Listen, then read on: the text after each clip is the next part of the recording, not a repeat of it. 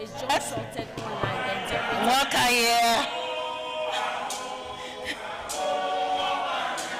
Thank you, Akwaba. We are home. Distinguished ladies and gentlemen, we are here on the high-level interactive policy dialogue under the theme Advancing Africa's Health Agenda through Domestic Financing, Accountability, and Strategic Innovations.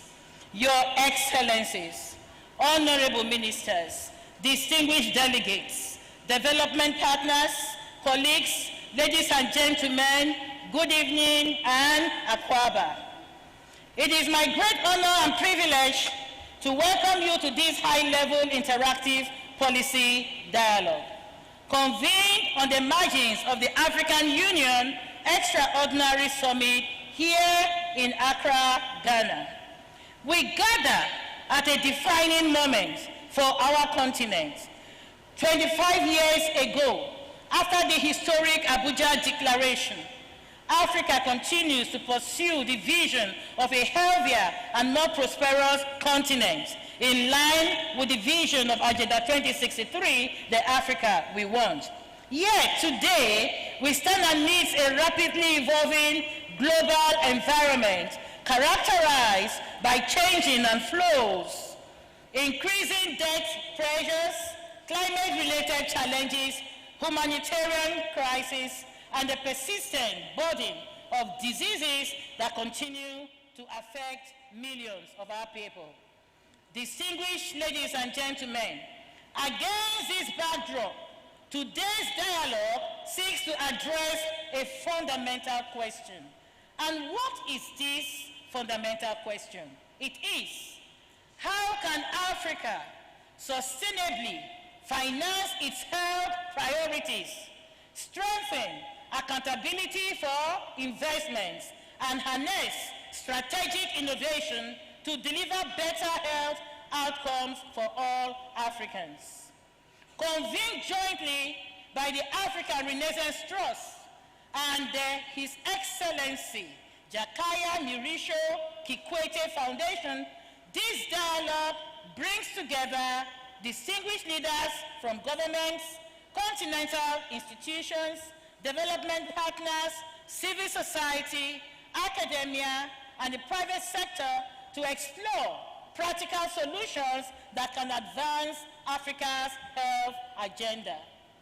The theme of today's discussion, Advancing Africa's Health Agenda through Domestic Financing, Accountability, and Strategic Innovations, speaks directly to the urgency of moving from commitment to implementation, walking the talk and going beyond rhetoric, so that at the end of the day, we will not become cemeteries of seminars, cemeteries of conferences, where there is no action after what we've decided.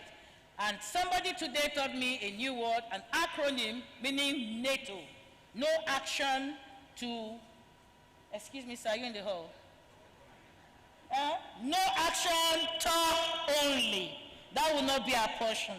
We are going to speak, and we'll take action, and we'll move beyond to implementation.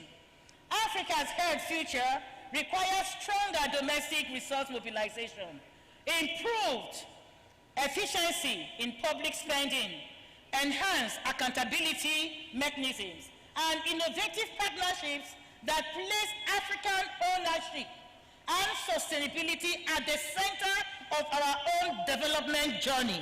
As we normally say in the African Union, Africa solutions to African challenges. That is the Africa we want. So this conversation is not only about financing health systems, it is about investing in Africa's people, protecting mothers and children, strengthening reliance and resilience against health emergencies, advancing human capital development, and building a continent that is healthier, more self-reliant, and better prepared for future challenges. distinguished ladies and gentlemen, I will want to continue by saying that we are honored today by the presence of leaders whose dedication to Africa's transformation continues to inspire action. In this opening session, we have 3 speakers. The guest of honor, Her Excellency, Professor Jane Opoku Ajiman, represented by the Honorable Deputy Minister of Health, Honorable Professor Dr. Grace Anyesu Dankwa. Please, a round of applause. I've been talking, you've not been clapping now. Hey. And then our keynote speaker, a Pan-Africanist in the person of His Excellency, Dr. Jakaya Mirisho Kikwete. And then we're going to have our anchor remarks by the very person that the subject we are discussing falls under at the African Union, Her Excellency, my sister, Ambassador Ama Adoma Tum Amoa. A round of applause. Now I will have the honor to bring them forward on the podium. I'm looking for those who are supposed to give me one document on Her Excellency, the representative. So I will start by calling forward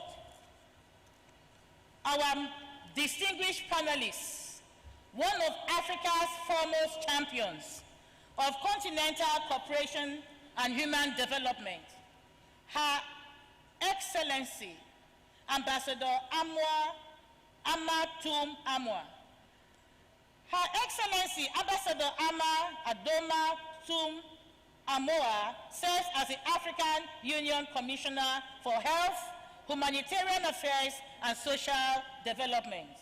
In this capacity, she provides strategic leadership for the African Union's work. I deliberately took my mouth out there because I have a very high voice. In this capacity, she provides strategic leadership for the African Union's work in strengthening health systems, advancing universal health coverage, improving humanitarian response, and promoting social development across member states.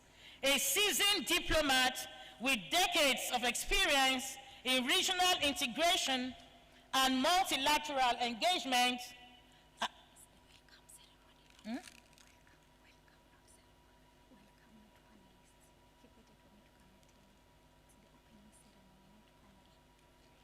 No, but this is the welcome panelists. Okay.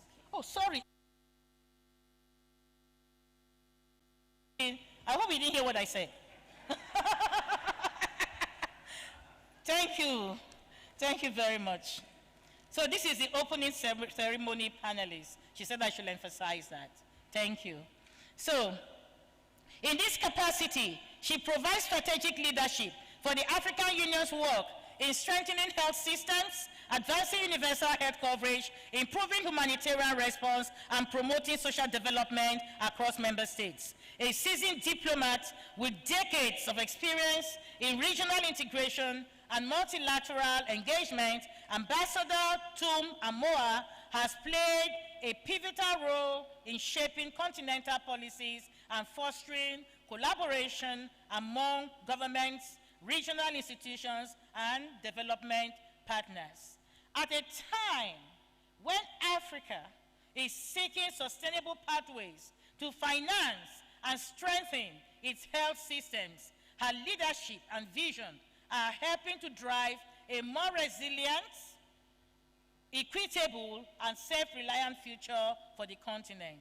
Ladies and gentlemen, please join me in welcoming Her Excellency, Ambassador Ama Tum Amoa.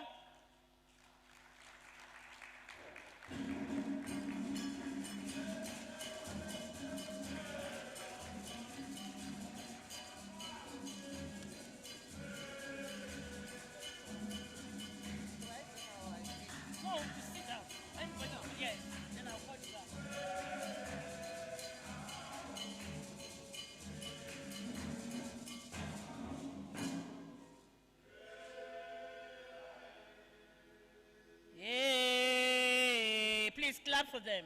They are entertaining us. Thank you very much. It is my distinct honor and privilege to welcome a distinguished African statesman, Pan-Africanist, whose leadership has left an enduring mark on the continent's development agenda. His Excellency, Dr. Jakaya Mrisho Kikwete, served as the fourth President of the United Republic of Tanzania from 2005 to 2015. Throughout his tenure, he championed economic growth, regional integration, peace, and social development, while placing significant emphasis on improving access to health and education for all Tanzanians. Beyond his presidency, His Excellency has continued to serve Africa with remarkable distinction as founder and chairman of His Excellency Jakaya Mrisho Kikwete Foundation. He has become a leading advocate for maternal and sustainable health financing. His voice has been instrumental in advancing African-led solutions and mobilizing political commitment to improve health outcomes from the continent. Distinguished ladies and gentlemen, please join me in warmly welcoming His Excellency Dr. Jakaya Mrisho Kikwete.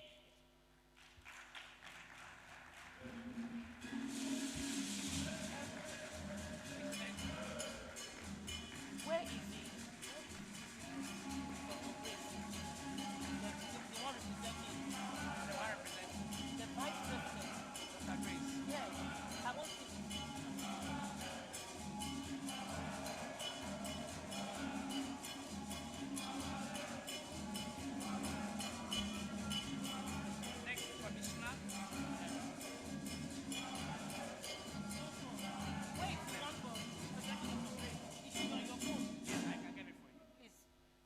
Thank you very much. And I'm happy that they say we give honor to whom honor is due. And you have jointly stood up in a standing ovation to recognize one of our own. That is wisdom. Thank you very much. Distinguished ladies and gentlemen, the next person I'm introducing here, you can see the way I'm taking my time to say here, is our Vice President, Her Excellency, Professor Jane Nana Opoku Ajiman. She is not here because there was an unforeseen issue, but she has sent a very distinguished representative in the person of, please, the phone,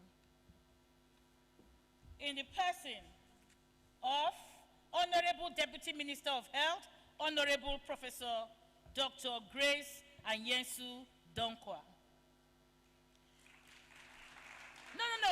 Let me read your CV. No, wait. Thank you. Honorable Grace Anyensu Donkwa is a surgeon. I never knew surgeons can be this sexy. He's a surgeon, academic, and politician. Currently, the Deputy Minister of Health and Member of Parliament for Esikado Kentang constituency. She is a U.S. double board certified general and reconstructive surgeon. Women, hey! When I'm reading this, I'm having goose pimples. She has taught global surgery for over 15 years at the University of Utah and lectures at the University of Cape Coast. She is fellow of the American College of Surgeons and Ghana Colleges of Physicians and Surgeons. As member of the Parliamentary Committee of Gender, Children, and Social Protection, she is passionate advocate for women and children's health. Honorable Dr. Anyensu Donkwa, thank you for coming to the podium.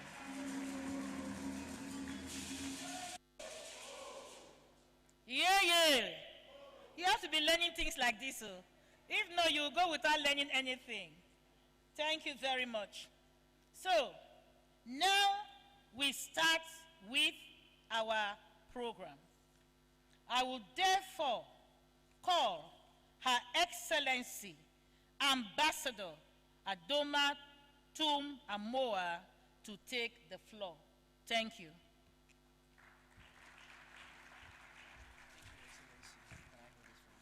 No, I will be using them. I'm sorry, Mama. You see, I'm spoiled. Sorry.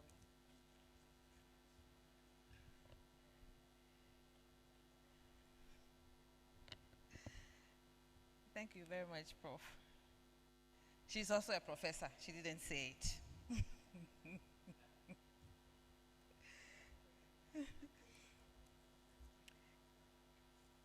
Your Excellency, Dr.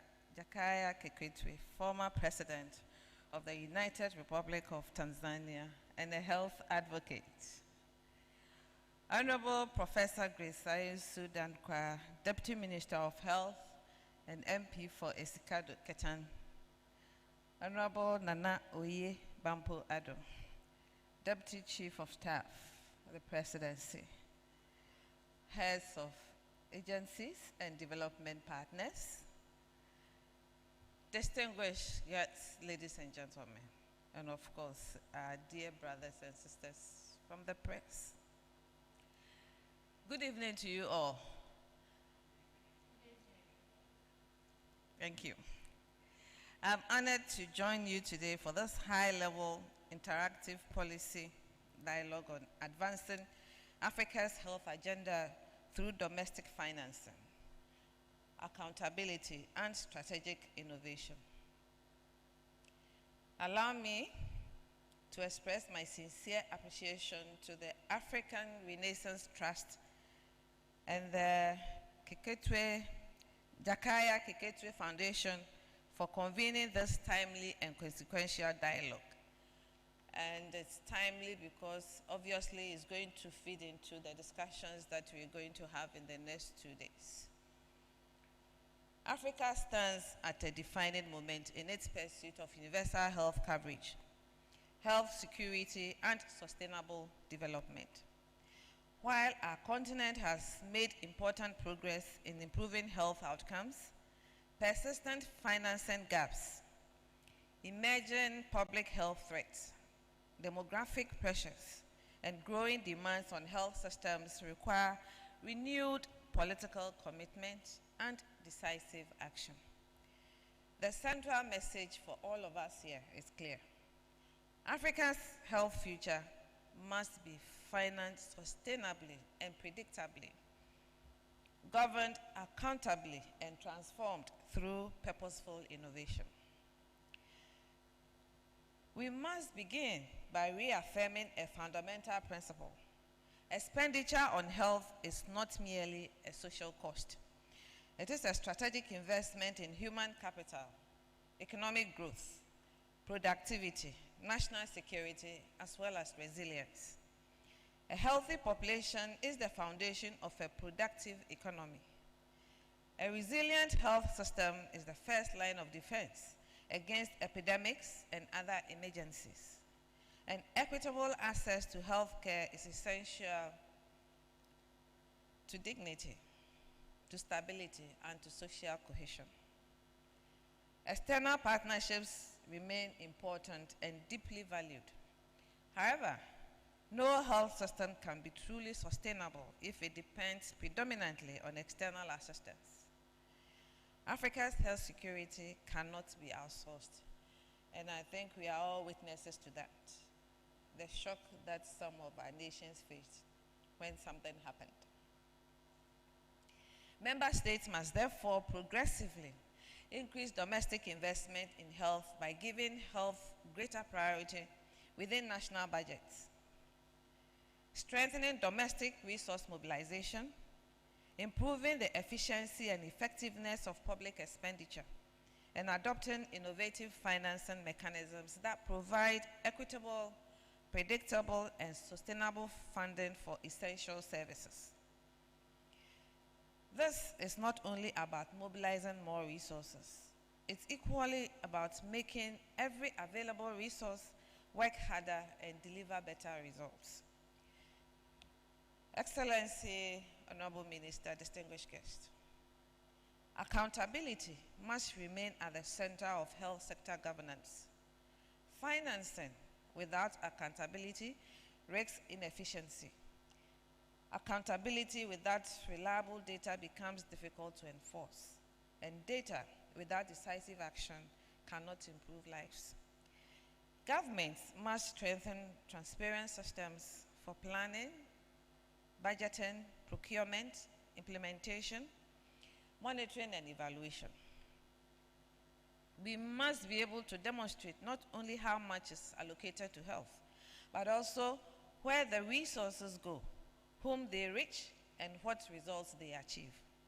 Evidence-based decision-making, timely reporting, and the meaningful participation of communities, civil society, young people, the private sector, and other stakeholders are essential.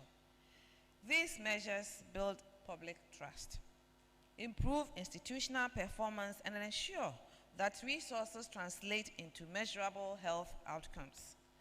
Ultimately, accountability must be measured not only through reports and scorecards, but through lives saved, diseases prevented, and communities protected. In February 2019, the African Union convened the African Leadership Meeting on Investing in Health in Addis Ababa.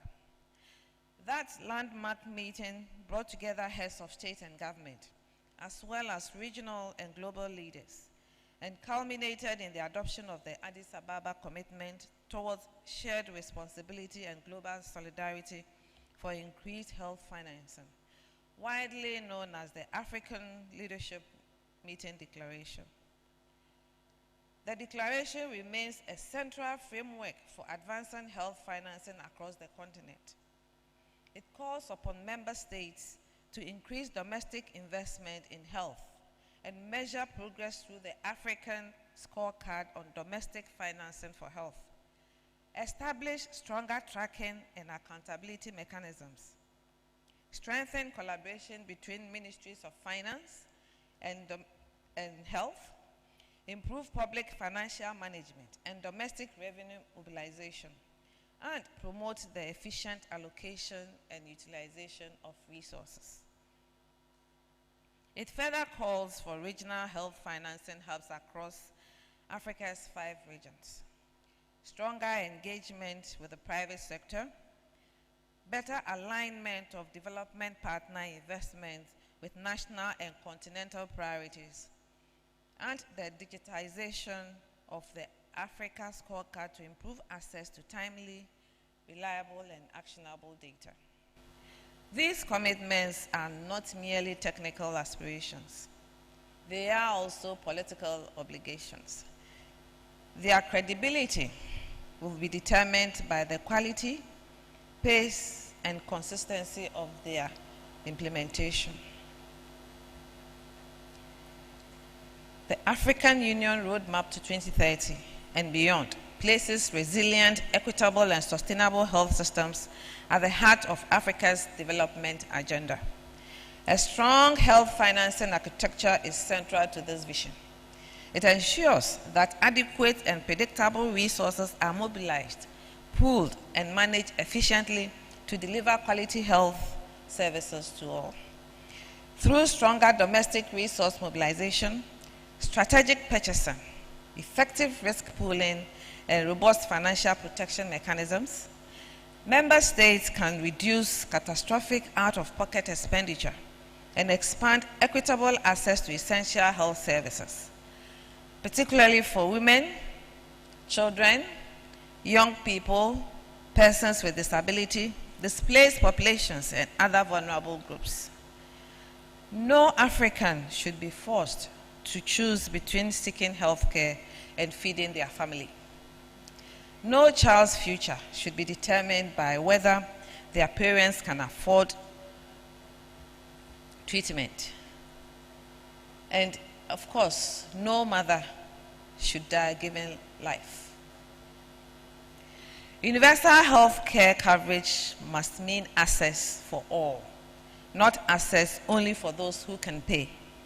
Beyond 2030, our health financing agenda must continue to strengthen health system resilience, promote efficiency and accountability, and reinforce preparedness for future public health emergencies. By aligning health financing strategies with national development priorities and fostering stronger partnerships across sectors, we can build sustainable systems that leave no one behind. Excellency, Honorable Minister, distinguished delegates, strategic innovation must also be at the center of our efforts. Africa must harness digital technologies, integrated data systems, artificial intelligence, innovative service delivery models, and new financing instruments to extend access, improve efficiency, and strengthen accountability. But innovation must be purposeful, ethical, and inclusive. It must respond to African realities, protect individual rights, strengthen national institutions, and reduce rather than deepen inequalities. Technology should support health workers, empower communities, and strengthen public health systems. It should never become a substitute for human-centered care or sustained public investment. We must also invest in African research, local manufacturing, regulatory capacity, and homegrown solutions. Africa cannot remain merely a consumer of health technologies developed elsewhere. We must become a continent that designs, produces, and scales the solutions required to protect the health of its people. This dialogue is particularly timely, as the extraordinary session of the Assembly of the African Union on Health is held the next 2 days. The issues before us today, domestic financing, accountability, and strategic innovation, are central to the summit's principal agenda and will inform the deliberations of African heads of state and government. The summit provides a historic opportunity to move from the declarations to delivery, from fragmented interventions to coordinated action, and from dependency to greater self-reliance. The African Union Commission therefore calls for bold and sustained investment in health, strengthen accountability for both resources and results, improve the efficiency and equity of health expenditure, promote responsible innovation across our health systems, and build partnerships that place the health and well-being of all Africans at the center of national and continental development. Distinguished delegates, the time for action is now. I believe, and I say it all the time, we've done enough of talking. We have to put our words into action. The people of Africa cannot wait for us forever. Our communities must be reflected in our budgets. Our priorities must be demonstrated through implementation, and our progress must be measured by the improvements experienced in the daily lives of our people. By investing in sustainable financing, accountable governance, and transformative innovation, Africa can build healthier populations, stronger economies, and more resilient societies. Together, we can build health systems that are equitable, responsive, and capable of protecting both present and future generations. Together, we can advance universal health coverage, strengthen Africa's health sovereignty, and deliver the healthier, more resilient, and more prosperous continent our people deserve. So the responsibility lies on all of us. I thank you very much. A round of applause, please.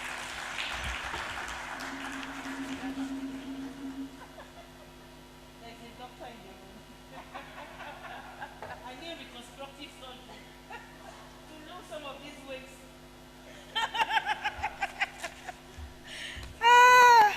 Thank you very much, my sister. I was taking notes as you were speaking, and I think Your Excellency, Ambassador Tum Amoa, you have set the continental context for our deliberation. Thank you very much for those insightful reflections that you have spoken. One thing caught me: no African should be left behind, and no mother should die while giving life because of a lack of access to quality health care. Universal health coverage is not just an aspiration, it is an imperative. We must align our health priorities with sustainable financing to build resilient health systems across Africa. And you said Africa must harness the power of digital technology to expand access to healthcare, accelerate innovation, and strengthen service delivery. Technology should empower people and improve health outcomes for all. Thank you very much. A round of applause for her again. Thank you. Now, it is my distinct honor to invite the patron of this dialogue, His Excellency, a Pan-Africanist and a military man that speaks like a surgeon. His voice is never high. His Excellency, Dr. Jakaya Mrisho Kikwete, to deliver the keynote intervention. Your Excellency, we look to you to speak to how our governments can deploy life-saving maternal innovations, strengthen the core elements of pharmaceutical regulation, and structurally integrate financing and accountability alongside the continent's frontline defenses against HIV, TB, and malaria. Excellency, the floor is yours. A round of applause, please. A presidential round of applause.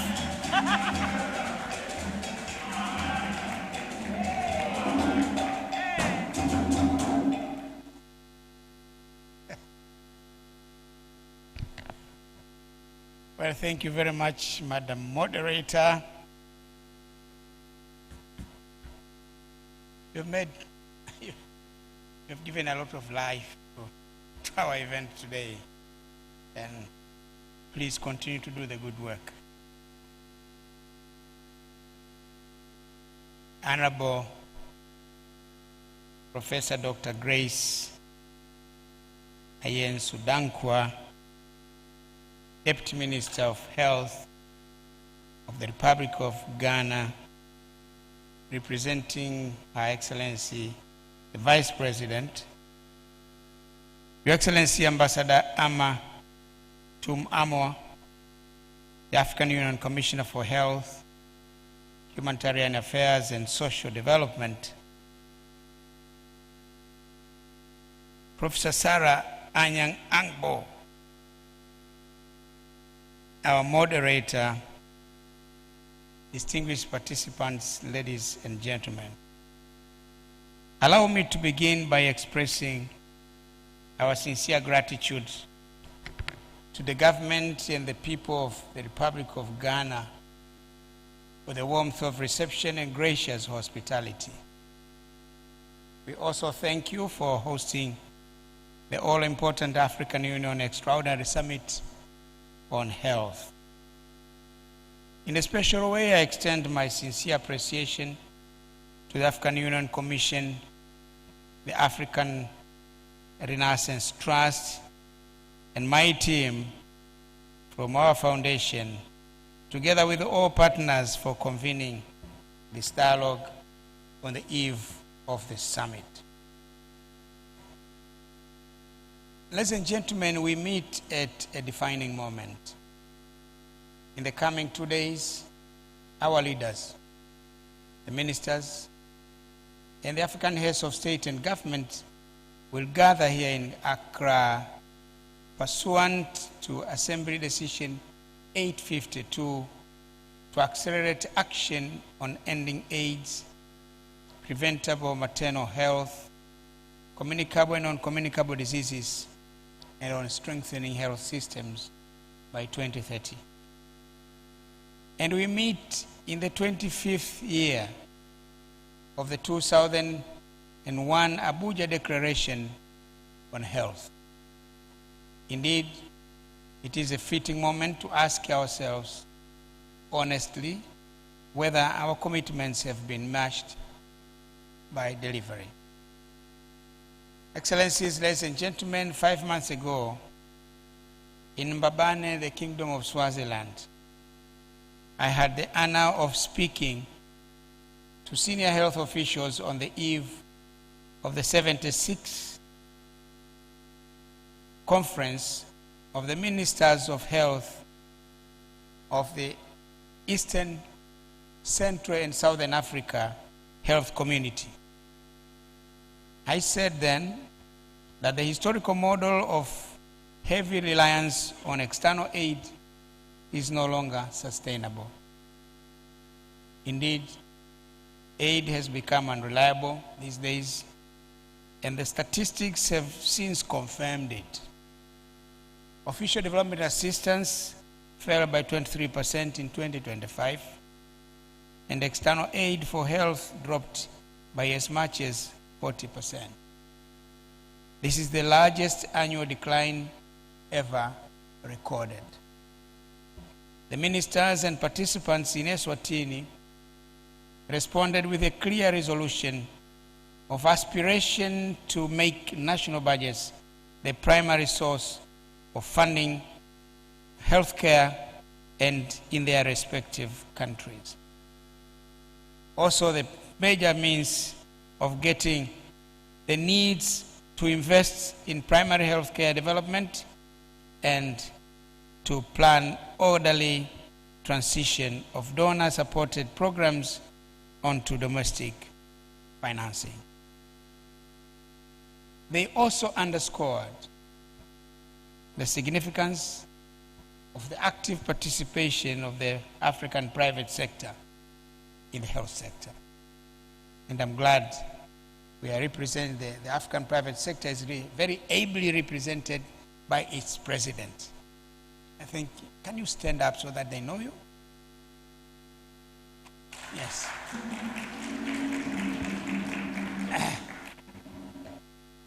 The message from Eswatini to Accra is one and the same. Africa must increasingly finance, manufacture, and secure its own health future. Excellencies, distinguished participants, ladies and gentlemen, if there is one issue that should unite us regardless of geography, politics, or ideology, is the life of the African mother. Globally, every year, 260,000 women die from complications related to pregnancy and childbirth. Sadly, nearly 70% of these women happen to be African women. It is difficult to comprehend how possible in the 21st century this is happening. We all know this is the time when the world possesses knowledge, the medicines, and the technologies to prevent most of this death. I'm inclined to believe that this is not a scientific failure, but rather an implementation failure, and political will is the subject of serious discussion under this. Nonetheless, the encouraging thing is that solutions exist. The Goalkeepers Research and Development Portfolio has set out a costed basket of low-cost frontline innovations, from tools that stop postpartum hemorrhage to portable ultrasound and simple newborn care. All these tools could save those close to 2 million mothers and babies by the year 2030, and more than 6 million by 2040. Ladies and gentlemen, I speak of this with conviction, because I have seen what happens when evidence guides investment and investments reaches the front line. In Tanzania, our foundation worked with the Ministry of Health and national research institutions to map out the maternal and newborn health landscape and to convene a national, after doing that mapping, we all agreed to convene a national scientific conference that now meets every 2 years. A national scientific conference on maternal, newborn, adolescent health that meets every 2 years. Over that period, maternal mortality in my country has fallen from more than 550 deaths for every 100,000 live births to 104. Tanzania is now on course to possibly meet the SDG target of 70 deaths for every 100,000 live births by 2030.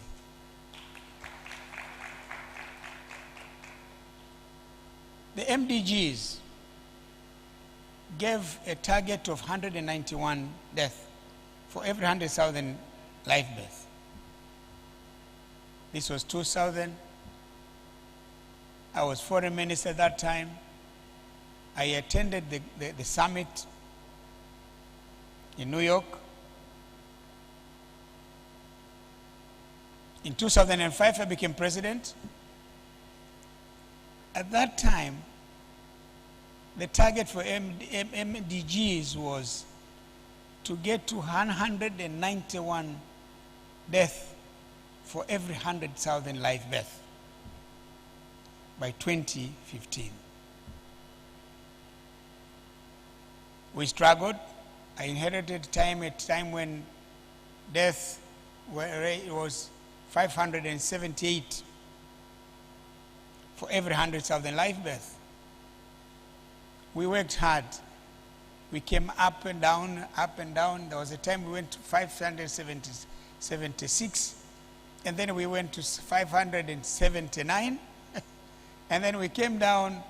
We worked hard, but by the time I left office, we had only attained 453. And the target was supposed to be 191. So it is one of the things that motivated me, that let me spend part of my retirement on maternal and child health issues. So that's how we joined hands with the Ministry of Health. We came up with the idea of the National Scientific Conference. We brought under one roof about 1,000 practitioners from national level to regional level to district level who were involved in the maternal and child health and adolescent health area. We had a soul-searching discussion. Why? Why are we in this state of affairs? But most importantly, how do we get out of here? So we called each other names. We identified who is supposed to do what and what needs to be done. And after that, there was concerted effort. And that concerted effort brought down the figures from 550 to 104. At first, when I got that data, I asked myself twice, is this true? But it was confirmed by the ministry, by the WHO, and everybody else that the data is correct. That is why it gives us hope. But the SDGs has given us an even bigger task. Get to 70 for every 100,000 live births. If when we were given the target of 191, we could only do 453, how do we move from 453 to 70. And the SDG summit, I was president. I participated in New York. I was part of the decisions of the targets that were set. So that's why I felt obliged to work with my colleagues, my successors in government, so that we could also help if there's anything that we can contribute to do that. But the point I'm saying is,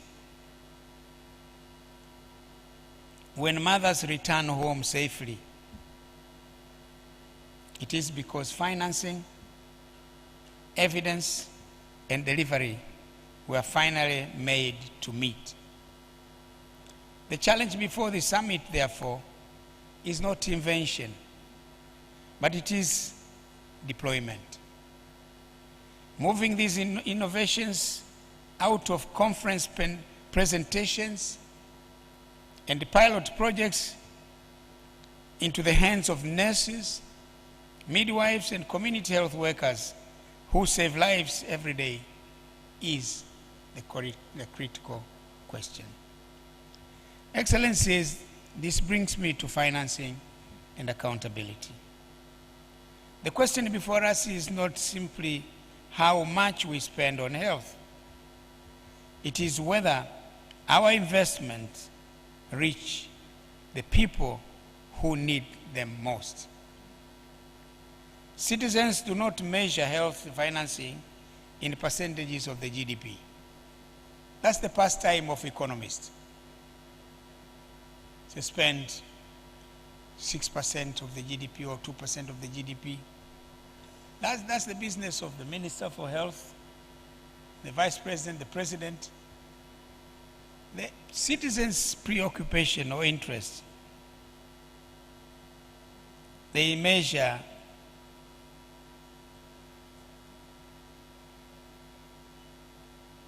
the basis, in this basis of whether medicines are on the shelf. That when they go to the hospital, they are diagnosed. You have malaria. This person can go to the shelf and get the drugs for treatment of the disease. But they are also concerned about whether the health worker is present. There is somebody to take care of them, of him or her. You're talking about how much of the national budget or the GDP, percentage of the GDP you are spending. Of course, it is what will translate into that. But to them, they will always say, we went there, we were only written a prescription, but there is no. We went to the counter, we couldn't get the drugs. We went to the hospital for delivery, the dispensary doesn't have a midwife. These are the critical questions that people ask. And if you say, oh, but you know, this is how much we spend on as percentage of the GDP, they say that's your business. Is there a health worker? Are the drugs available on the shelf? But whether the facilities have the diagnostic and curative facilities. You know, I was born in the village. I grew up in the village. The first time I wore shoes was when I went to secondary school. That's the reality of life. I can't pretend. My children are not walking barefoot these days. It was me. But in those days, you go to a dispensary. It's okay, fine. Can I see your tongue? Your eyes? Where does the head weigh? Here? Here? Or here in the middle? Malaria.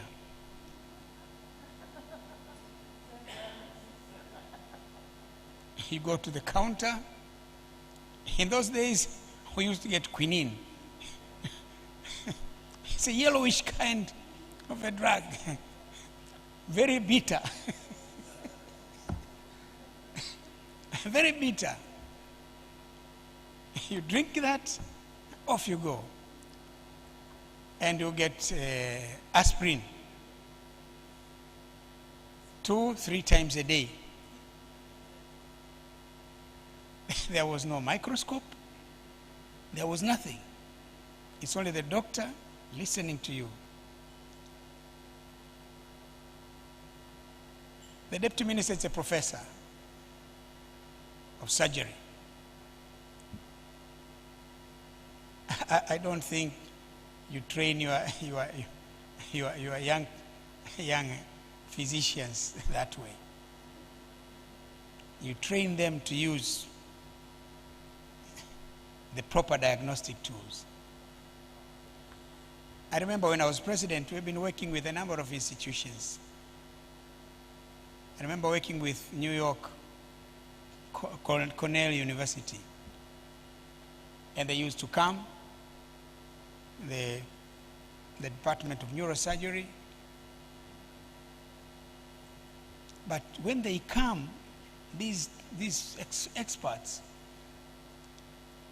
their requirement first, there has got to be a CT scan. There has to be an MRI scan. Fortunately, they work with the National Hospital, where there is a CT scan, there is an MRI scan, there is an ultrasound machine. You can't have that in the district hospitals. You can't have that in the rural hospitals. And our people there don't demand all this.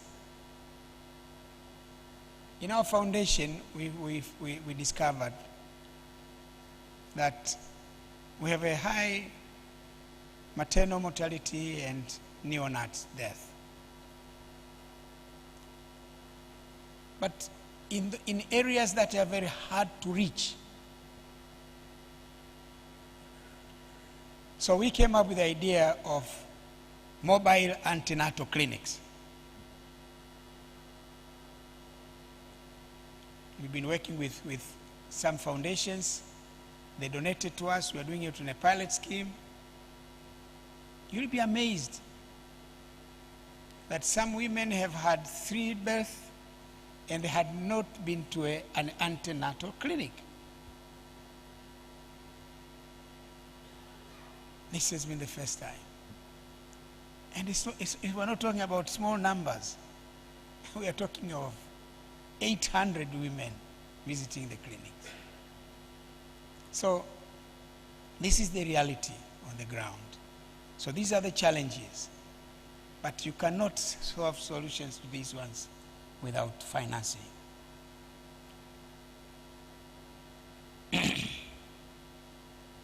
Countries across our continent are already showing the way.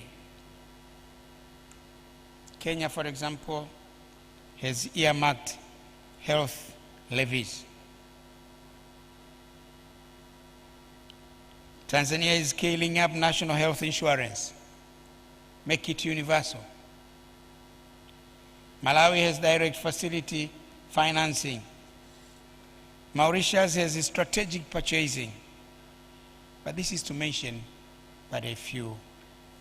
So all countries have waken up. They are trying all they can to make sure that there is financing for healthcare development. What we have lacked is a shared continental line of sight between commitment, the budget, and the result. That is why I attach such importance to health financing insights dashboard that will be demonstrated a few moments from now. It gives us, the government, the people in the philanthropic community, the private sector, a way to see the return on commitments. It also gives ministers of health and finance a joint view and a common language. In the spirit of the African Leadership Meeting, accountability must now become a central pillar for health financing, because if we avoid waste, we can do more with less. I worked on a commission on education with Gordon Brown. And in our analysis, we came out, we said, there are problems of financing, but there is a lot of waste in expenditure. If there is going to be proper spending, there's going to be accountability. The little that we have can have an impact that is required. That's the point I'm making here. Your Excellencies, ladies and gentlemen, COVID-19 taught us that dependence creates vulnerability. Africa still imports 80 to 100% of its medicines and over 99% of its vaccines. And we saw during COVID, when we asked for the vaccines, because this time COVID attacked the developed countries most than us. So you ask to get the vaccines, they don't give you. They wanted first to satisfy their needs. That was an important lesson. We may not be able as individual countries to be able to build that capacity. But at the continental level, we can work on this, and this is where the Commissioner is important. That should serve a lesson to us. So you get PPPs, donation from one country, but after they've met their set. And so it is important. The lessons from COVID should serve. The African Medicines Agency, working with the Pharmaceutical Plan for Africa and the Continental Free Trade Area, offers the pathway to pharmaceutical sovereignty, which I would like to urge every member state to ratify, finance it, and use it. And as we do so, we must finish the unfinished business. About 25.6 million Africans are living with HIV/AIDS.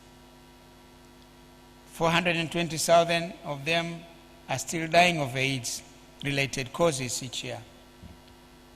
Tuberculosis is claiming an African life every minute, and malaria is moving into new areas with changing climate. You know, Tanzania has the lowlands along the coast, Indian Ocean, but we have the highlands, Mount Kilimanjaro, which is 6,000 meters. In the past, there used to be no mosquitoes in the highland areas. These days, mosquitoes are there because it is warmer. These days, the mosquitoes can also live anywhere. So these are some of those effects of climate change. The catalytic framework gives us the roadmap. Instruments like ALMA, the ALMA scorecard, show us that when leaders can see performance, leaders act. There is Joy Pumapi, I think she should appear there. When a few of us, I think there were 9 African leaders who sat down and conceived the idea of establishing the African Leaders Malaria Alliance, they chose me to be their chair because I'm the one who was the brain behind that initiative. Then we got the services of Madam Joy Pumapi, very bright young lady. She has served the continent well. She served her country of Botswana well, and she's serving the continent very well.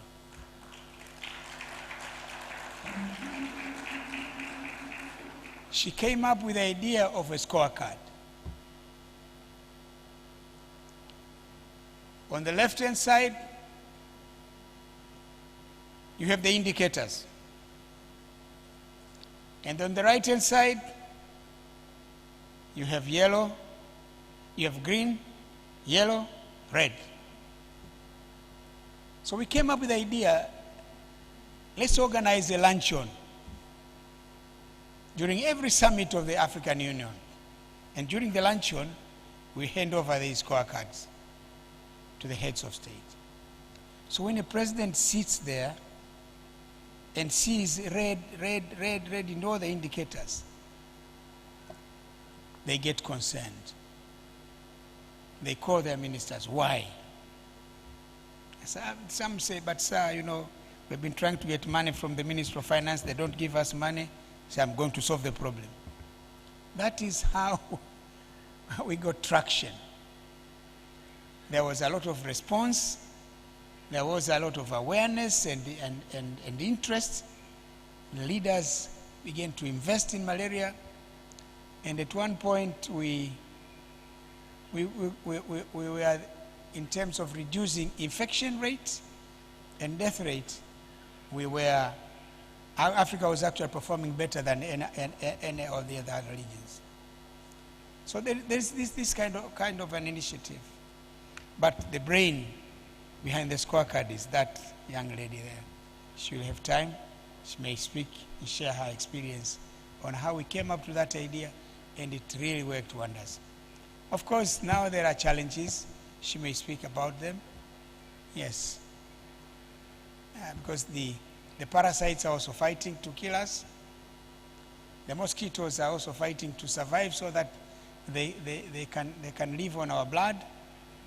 But I think scientific work is ongoing, and Joy can share what they've been doing in that area. So, for our part, in our foundation, leading the strengthening of health financing initiative supported by the Gates Foundation. Through this initiative, our foundation is mobilizing a cohort of high-level African champions, as well as convening a leaders roundtable that brings together the African Union, regional economic communities, ministers, donors, and multilaterals to discuss health issues and agree on the way forward. In addition, our foundation is working with the Eastern, Central, and Southern African Health Community and the Southern African Development Community as hubs for peer learning and joint advocacy. These efforts are building towards a joint declaration, one that calls for predictable and respectful donor engagement, renewed investments in the Global Fund and Gavi, and above all, decisive domestic action. The communique of this dialogue will be transmitted to the Executive Council of the African Union and the Summit, and we offer its substance to the Accra Reset Agenda as Ghana prepares to assume the chairmanship of our continent organization, the African Union, next year. We are all excited because we have high regard for leadership of President Mahama. Excellencies, as we go into the summit, allow me to respectfully underscore 5 things. First, that we must treat health as a strategic investment embedded in our national development plans and fiscal frameworks.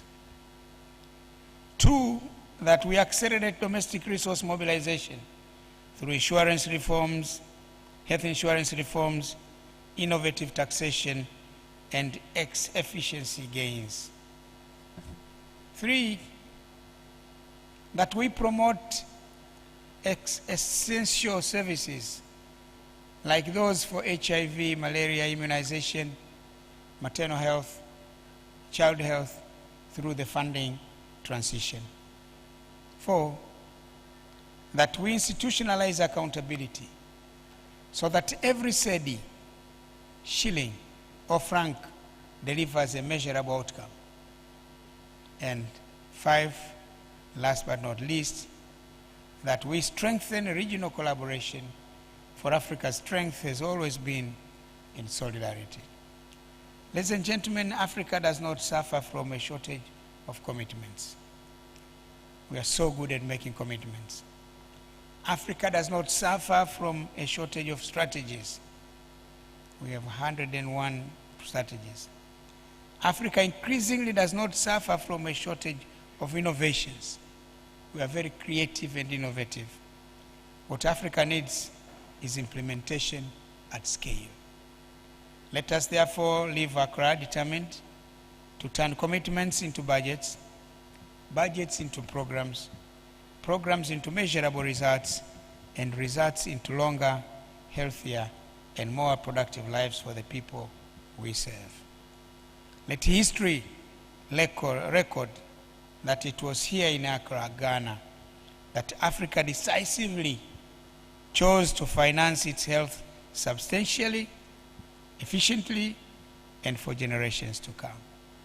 With those many words, ladies and gentlemen, I thank you for your kind attention.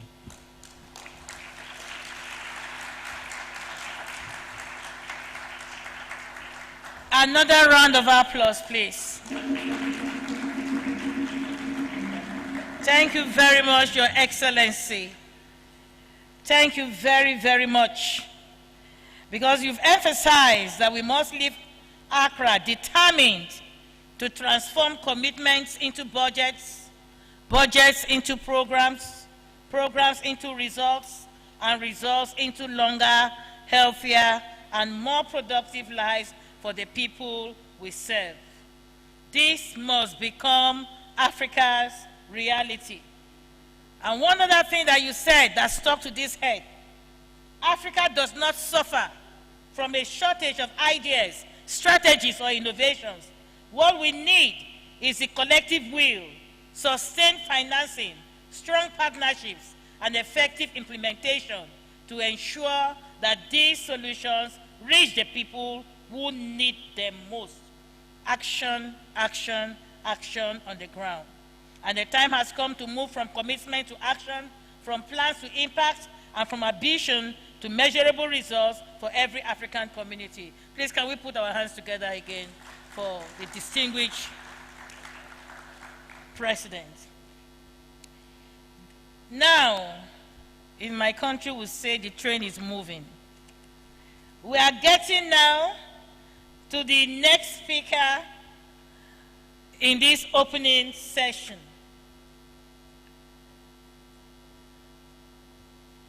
Her Excellency, Professor Jane Nana Opoku Agyeman, serves as the Vice President of the Republic of Ghana.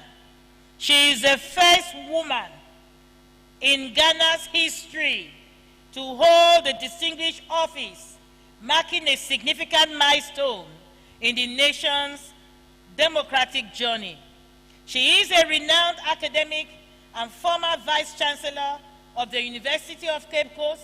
She has dedicated her career to advancing education, equity, leadership, and national development. She also served with distinction as Ghana's Minister for Education, where she led important reforms to strengthen the country's education. She also served on the Forum for African Women Educationalists, where I also serve presently as a Vice President of the Forum for African Women Educationalists. Please clap for me now. Now waiting. So as Vice President, she continues to champion policies that promote human capital development, social inclusion, gender equality, and improved health and well-being for all Ghanaians. Her leadership reflects a deep commitment to building resilient institutions and ensuring that Africa's development is driven by investment in its people. One of the emphases of Ambassador Ama's speech and also the emphasis of His Excellency Dr. Kikwete. Please, distinguished ladies and gentlemen, excellencies, join me in giving a warm welcome to Honorable Deputy Minister of Health, Honorable Professor Dr. Grace Ayesu Dokwa, representing Her Excellency Professor Jane Nana Opoku Ajima.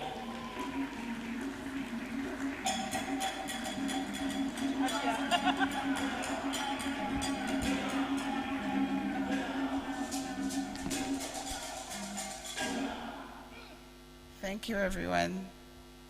Your Excellency, Dr. Jakado Misho Kikwete, Honorable Ambassador Amachum Amwa, Honorable Nana Oyebampo Ado, Her Excellency Professor Sarah Anan Agbor, Honorable Ministers of Health and of Finance, Honorable Ministers and other government officials, distinguished representatives of the AU Commission and of our regional economic communities, leadership of our continental and international institutions, philanthropic organizations, representative of academic institutions, and our development partners, colleagues, sisters and brothers, good evening.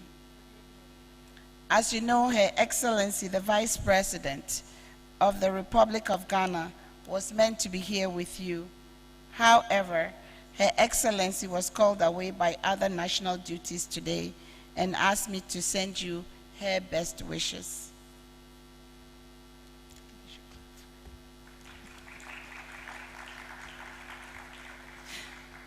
It is a pleasure to welcome you all to Accra on behalf of His Excellency John Dramani Mahama, President of the Republic of Ghana.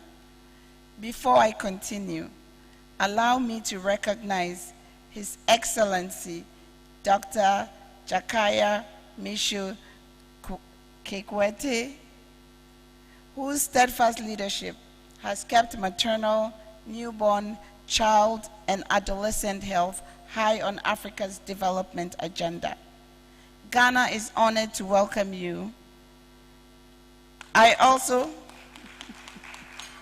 that's why you clap, right? I also thank our continental institutions, developmental partners, and all those who have contributed to this dialogue.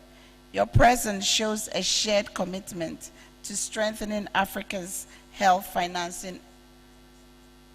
We are meeting on the sidelines of an extraordinary session of the African Union Assembly, convened to end AIDS by 2030, to address preventable maternal death, to confront communicable and non-communicable diseases endemic on our continent, and to strengthen our health systems. Ladies and gentlemen, it has been 25 years since the Abuja Declaration on HIV/AIDS, tuberculosis, and other related infectious diseases. At the time, we committed to dedicating at least 15% of our budget to the health sector. 25 years call for an honest reflection on where we are today. Official development assistance is less certain. Long-standing funding modules are changing. Programs that many health systems have relied on can no longer be taken for granted. That reality means Africa must strengthen its ability to finance its own priorities, build enduring institutions, and invest in health, not as a recurring expense, but as a foundation for economic growth and human development. The Accra Reset reflects that conviction. It is an affirmation that Africa's future will be shaped increasingly by our choices, institutions, and investment. Far more than a social priority, health is a foundation of national development. When populations are healthy, they are more productive, their children learn more effectively, and the economies are better able to grow and withstand shocks. For its part, therefore, the government of Ghana is pursuing universal health coverage by expanding access, improving health outcomes, and reducing out-of-pocket costs. While our national health insurance scheme has significantly expanded across and access to healthcare over the years, the government identified critical gaps in the system, particularly in preventive healthcare and financing treatment for chronic non-communicable diseases. To address these challenges, 2 flagship initiatives have been introduced and are being championed by our Ministry of Health. The Ghana Medical Trust Fund, popularly known as Mahama Cares, and the Free Primary Healthcare Initiative.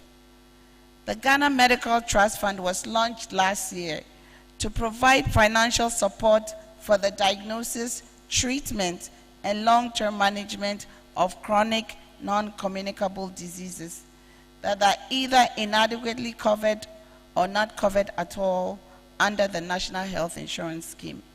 Beyond supporting patient care, the fund also contributes to strengthening specialist healthcare by investing in medical infrastructure, equipment, research, and specialist training.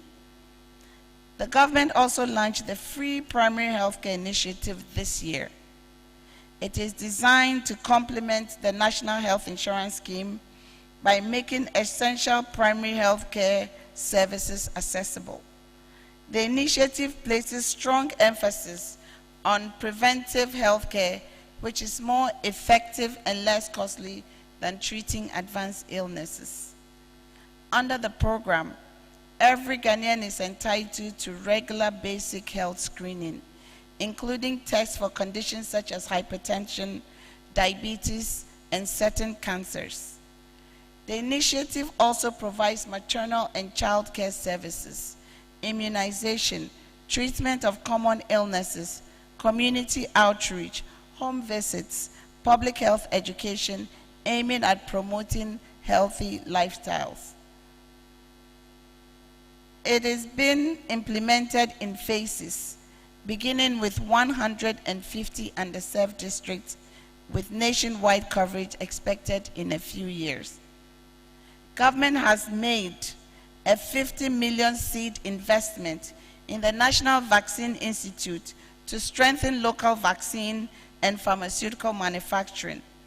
This builds on Ghana's regulatory capacity, including the Food and Drug Authority's WHO Maturity 3 level status, and recent progress towards the commercial production of locally manufactured anti-snake serum. None of this is to suggest that our healthcare delivery system does not still require significant improvement. I am therefore pleased to learn that the African Renaissance Trust has developed a health financing insight dashboard intended to make health financing commitments and outcomes easier to track across the continent. I thank the Trust for presenting this work and look forward to the discussion it will generate among governments, continental institutions, and development partners. Distinguished guests, the work before us extends beyond health financing alone. It calls for stronger pharmaceutical manufacturing, more integrated markets, greater investment in skills, more efficient system for trade and payment, and institutions capable of supporting these ambitions over the long term.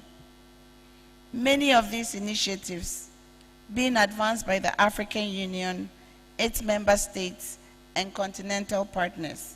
Together, they point towards a more resilient and more self-reliant Africa.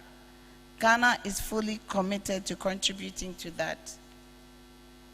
When this dialogue concludes, I hope the following convictions will guide our work in the months ahead. First, we must continue to strengthen domestic health financing. Second, we must continue to invest in the institutions that will sustain Africa's health ambitions, from regulation and local manufacturing to research, innovation, and our workforce. Third, we must continue to hold ourselves accountable for the commitments we make. Our declarations must be translated into measurable progress in the lives of our people. Ghana remains committed to working with the African Union, our continental institutions, our partners, to advance these shared objectives. Together, we will build health systems that are stronger, more resilient, and better prepared for the generations to come. I thank all those who have contributed to this dialogue.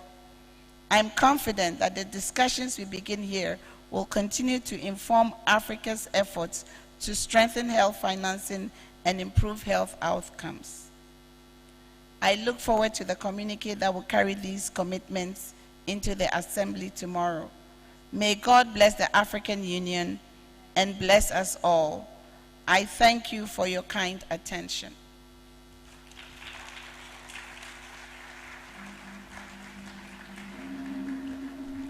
Another round of applause, please. Thank you very much. We must continue to strengthen collective health action and deepen collaboration across the continent. We must also continue to hold ourselves accountable and ensure that our commitments translate into meaningful results for the people we serve.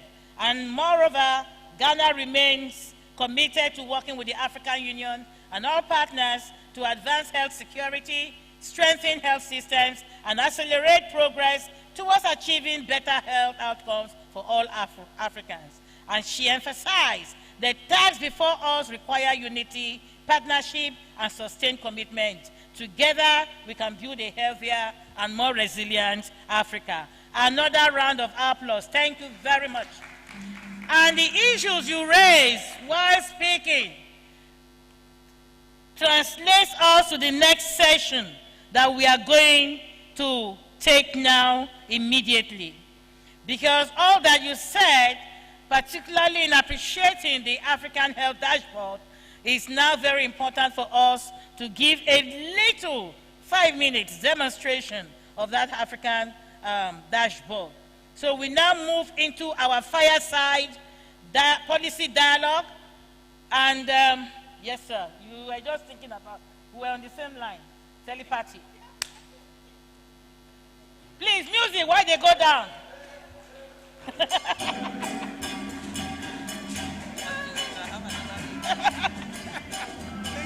Thank you, sir. Thank you very much. I need reconstruction.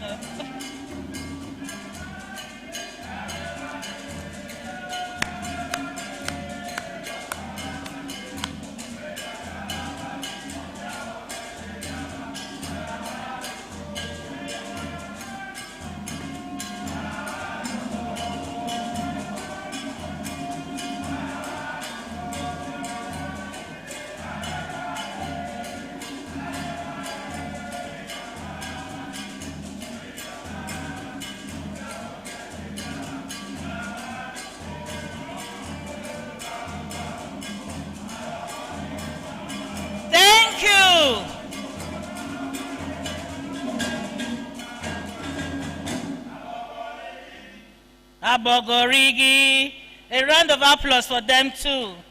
Thank you very much. So, as we move to our fireside policy dialogue, I am pleased to hand over to Ms. Caroline Kwamboka, Director of the African Renaissance Trust, who will moderate our panel of distinguished leaders. Caroline, the floor is yours. Please clap for my boss now.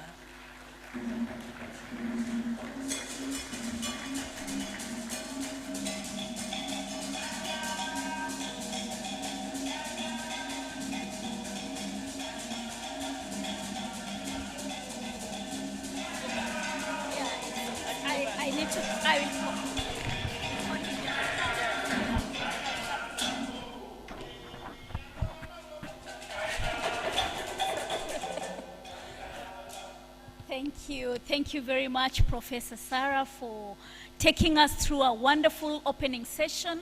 And we are now going to move swiftly into the panel.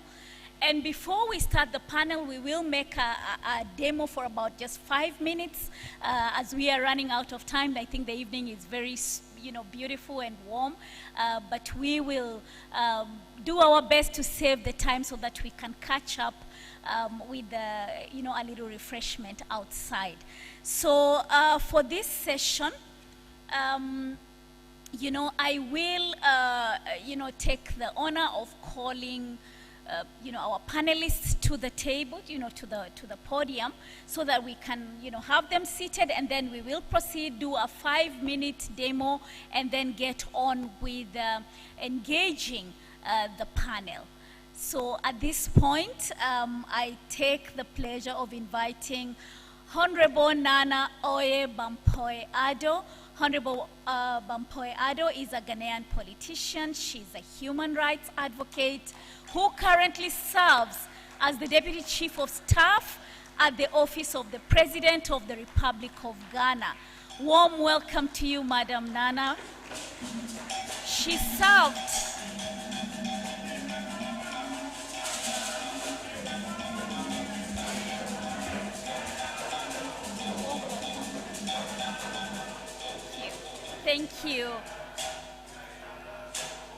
Thank you. Honorable Nana Oye served as Minister for Gender, Children and Social Protection from 2013 to 2017, and she has championed landmark legislation in Parliament, played a pivotal role in advocacy and passage of major human rights legislation in the Republic of Ghana.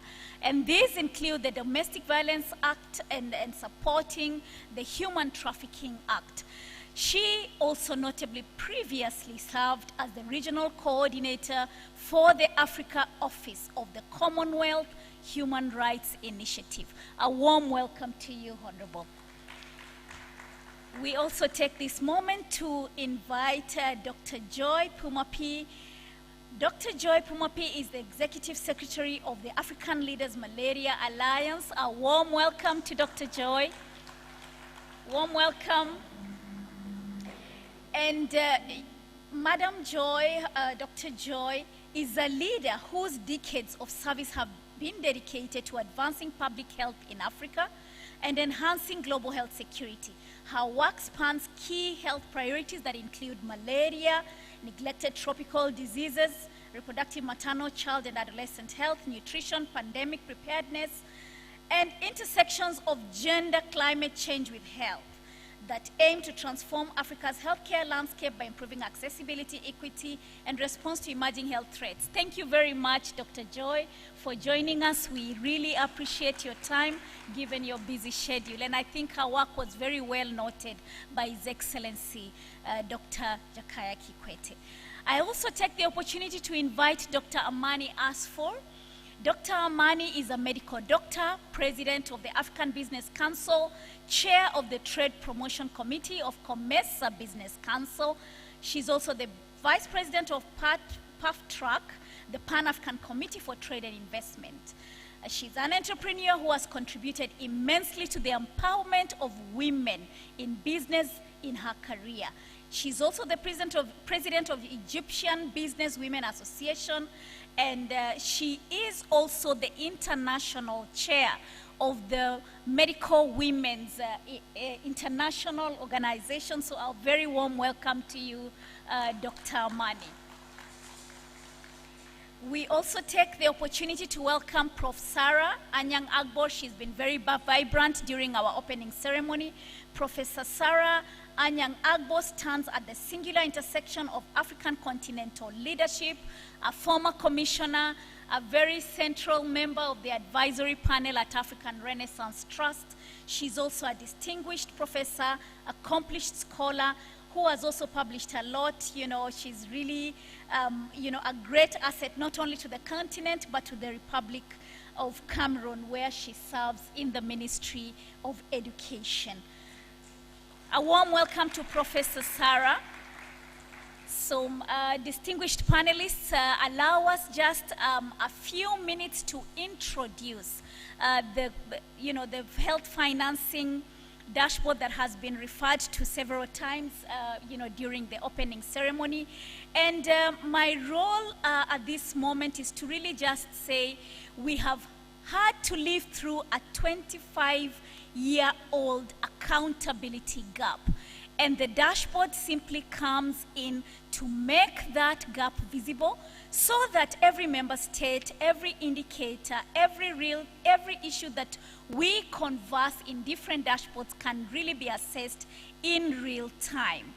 In the next few minutes, we will walk through what that looks like. So we have our software engineer in the house, Mr. Kafui, who also happens to come from the Republic of Ghana. So Mr. Kafui, we will welcome you in a few minutes to come and tell us or show us how this instrument works.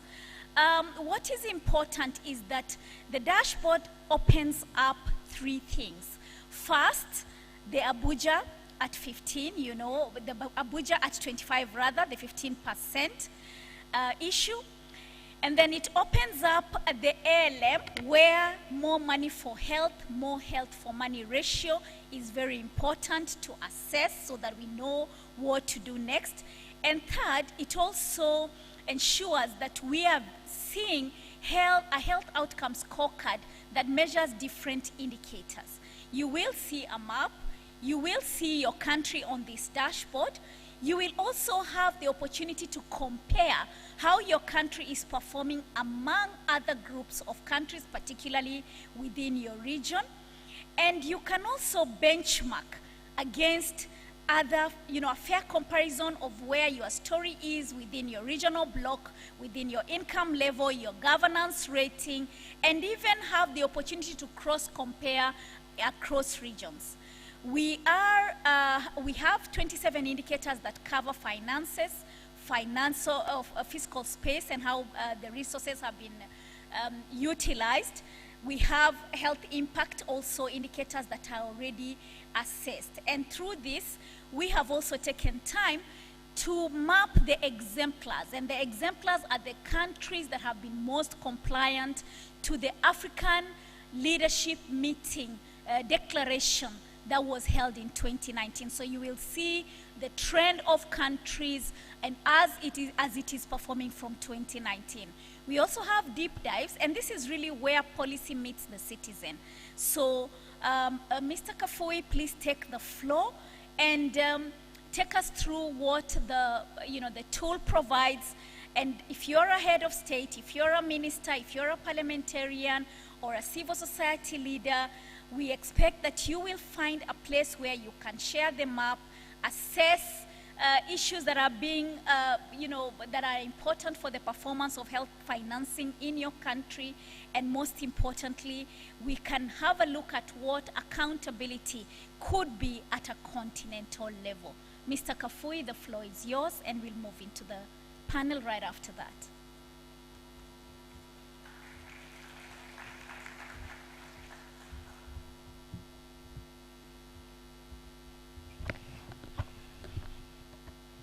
Thank you very much, Caroline.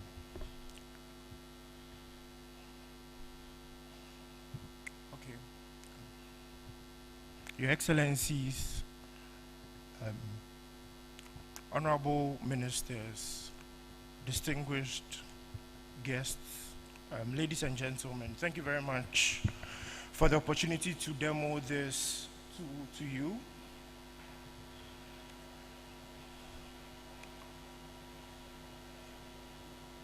Okay, so over the past few months, we've been working on a health financing insights, a dashboard to basically tell the African story with respect to health. With respect to health, I mean how African countries are solving their health issues, basically. And so in order to build this tool, we're considering 27 indicators in total, as Madam Caroline just mentioned. Right, and so I just want to run everyone through what it looks like. So there should be a QR code around for you guys to scan so you can have a look at what the application looks like. Okay, so we have the home page. The home page basically summarizes everything you can do with this dashboard, right? And so right after the homepage, we are going into the map view.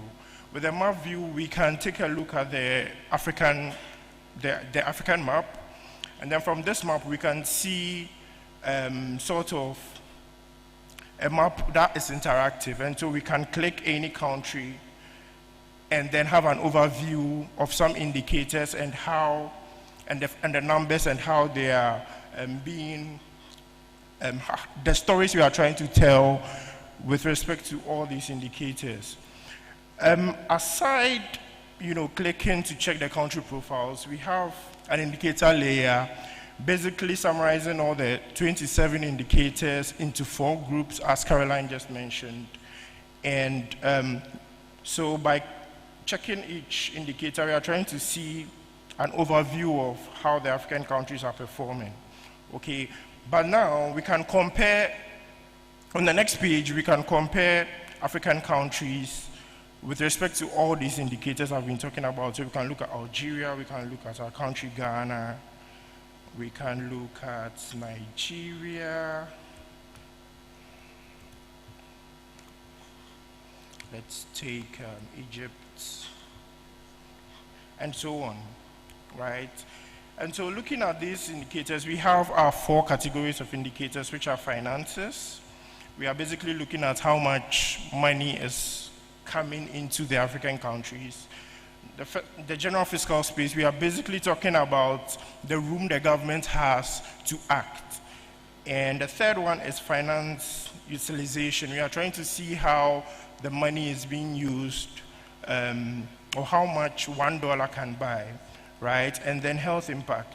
We are trying to also see with health impact how the governments are making progress with respect to their policies and how it affects the citizens. Okay, so for instance, let's go to the finance utilization ones. We can see a very beautiful graph that's comparing all these 4 countries. The more countries we add, the more it's populated, right? And so you can check a bar graph, a line chart, to see how the countries performed over time, and the radar. You can also download, and there's also a radar map.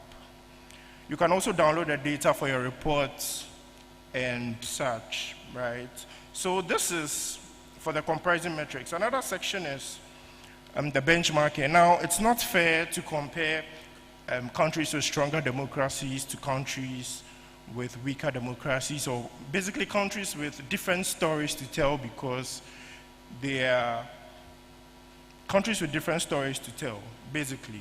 Okay, so for instance, if we pick a country like my motherland, which is Ghana, Ghana belongs to the, Ghana is in Western Africa, so we can compare Ghana to its Western African peers, okay, and how Ghana is performing and such and such. So we can go down on the left side, we can see how Ghana, we can see some indicators that we want to, look at and test. So, give me a second. Okay.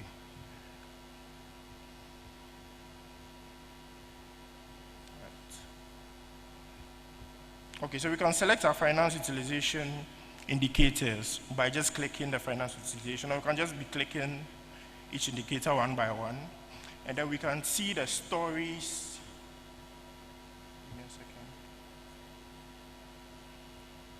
Okay.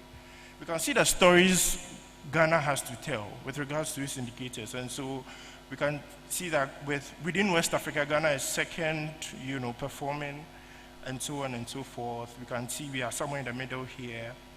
And so we can tell stories to see how, Ghana is comparing in relation to its peers.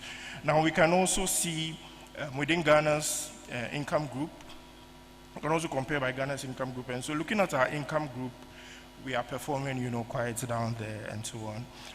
When we look at, other indicators like the Mo Ibrahim Index for Governance, we can see how Ghana is performing among our peers, right? So this is also good for the analytics you want to do. And then we have the country profiles, which basically drills down to the indicators just to see exactly how the country is performing with relation to all its indicators. So we have Angola doing all that.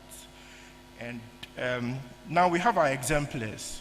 With the exemplars, we are trying to examine the policies by the governments of the countries and to see how the success stories from these exemplars so that other countries can learn from them. So I'm sorry I'm using Ghana too much because I'm Ghanaian and it's the context I can understand. So as our deputy minister was just talking about how NHIS had some gaps and they had to introduce Mahama Care and all that. A point I'm trying to make is that other countries can learn from this. Journalists the media, can learn from this and to, recommend this to policymakers within their country and such. Then we go into the deep dives. With the deep dives, we are trying to see how the policies by the government is affecting the citizenry, how it's changing the lives of the people within the country. And so there are so many stories here from countries all over the continent. So we can look at, a closer look at how Egypt is transitioning to universal health insurance, and it's a whole case study here. And the document is downloadable for review and such. And so that's basically the summary of our health financing dashboard. We did some analysis and we realized that we could tell over 150,000 stories just by considering these 27 indicators across the 55 countries we are tracking. So basically, that's it with regards to the health financing insights. And yeah, that's all.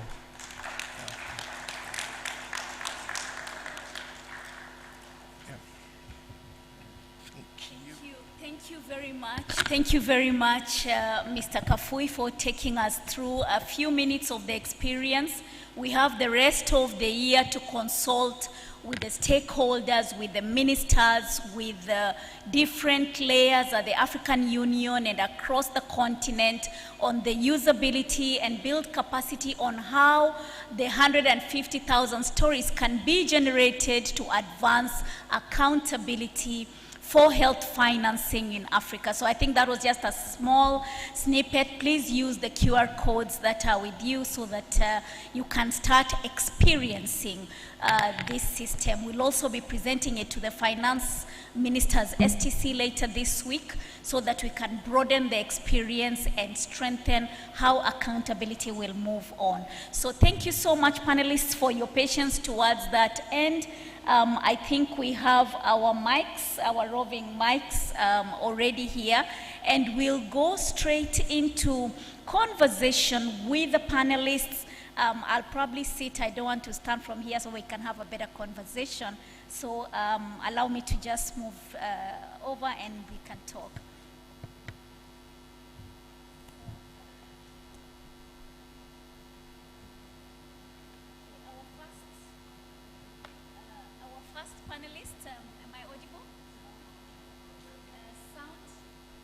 Sound, are we audible? It's okay? Thank you, is this better? All right, thank you very much. So our first respondent for this evening will be Honorable Nana Oyebampoe. So straight to you, Honorable Nana. I think Accra Reset has really made the headlines from the last General Assembly in New York of 2025 that was held last year. We've also seen a really great drumming up of support for this advanced campaign that the head of state is leading. So, Honorable Nana, what does the discipline of delivery look like when we talk about Accra Reset? Yeah, thank you very much for this. But before I answer your question, I'll place it in context and say that for us in Africa, our health story has never lacked ideas or partners. So we have our Alma Ata Declaration of 1978, which gave us primary health care as a pathway to health. We had our Abuja Declaration, which set our 15% target for domestic health financing. We had Global Fund, we had Gavi, that has carried billions into treatment and prevention. We saw what Dr. Peter Pio did to UNAIDS, building the architecture, and also the political will of former President Obasanjo of Nigeria and what he did with the Global Fund.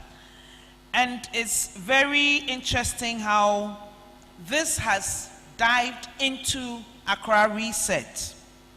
And you talk about delivery, the discipline of delivery. And for me, it is the distance between the commitment on paper and the service a citizen, an African citizen, receives. And the discipline of delivery starts with structure. And President John Dramani Mahama defined this in his recent high-level panel in Dakar, where he said, and I quote, "A mother may never read your report, but she'll feel the impact, or she'll suffer from the absence of a new framework." So under the Accra Reset, we have emphasized and stressed on political leadership, because it is all about political leadership. That is where the cake is divided, the injera is split up.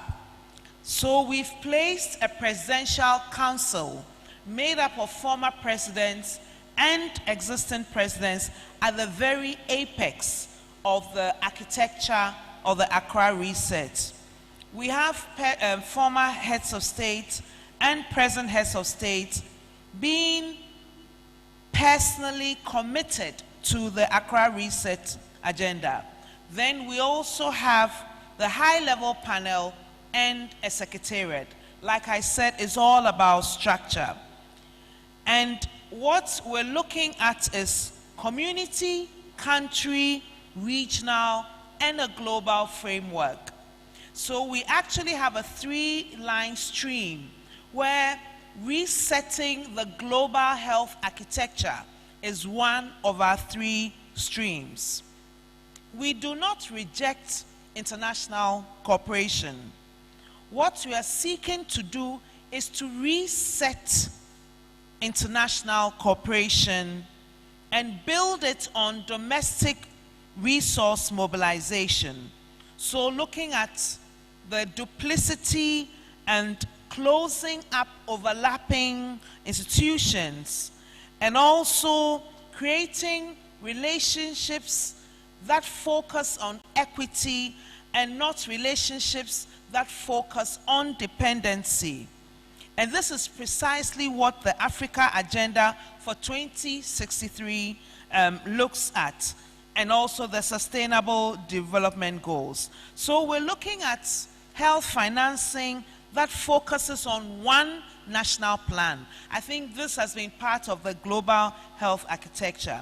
And it anchors both on domestic financing and external resources instead of silos of a dozen parallel donor plans, pooling the Ministry of Health and the Ministry of Finance from all different directions. So we're looking at governance, synthesized governance, innovation, regional specialization, and a regulatory convergence, so that we have one full regional market. Thank you. Excellent, excellent. Thank you. A warm applause to Honorable Nana. And I think as we are on just that thought, you know, there's all the governance that is required to make a difference. And there's excellent lessons that we have learned from Alma and from, you know, state of how malaria accountability and advancement for action has been managed through the interventions at ALMA. Dr. Joy Pumapi, kindly share with us how, you know, these political leaders that we are now mobilizing can actually be pushed forward to act on the decisions, on the policies that have been established, and how you have managed to really inspire political decision makers to change and to support, you know, malaria initiatives. And these are things that we can learn and cross-lend to the Accra reset that is building momentum. Thank you. Thank you very much, and thank you for this opportunity. When we developed an accountability mechanism for the African Leaders Malaria Alliance, we focused mainly on our target audience. So the first and the most important target audience, of course, and users of the mechanism would be the heads of state and government. So we had to look at actions that they themselves can take as heads of state and government to reform policy, to reform the regulatory environment, and like you are saying this evening, to allocate more resources to the health sector. So we looked primarily at what actions they could take. One of the policy indicators, for example, that we looked at was, first of all, whether, looking at malaria specifically, whether malaria is in the National Development Plan, elimination, and whether it is in the health sector plan, and what the target is. Is it aligned with the, first of all, with the MDGs, and then subsequently with the SDG target? Is there alignment? And then what about the regulatory environment? Does it support this?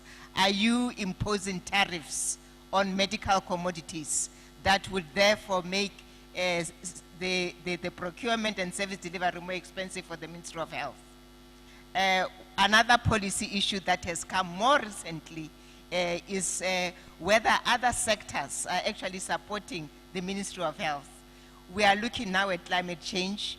We know that with the investments that we are making in environment, which provides ideal breeding sites for mosquitoes, are you actually having a regulatory environment that makes it necessary for the Ministry of Environment to be engaged in vector control?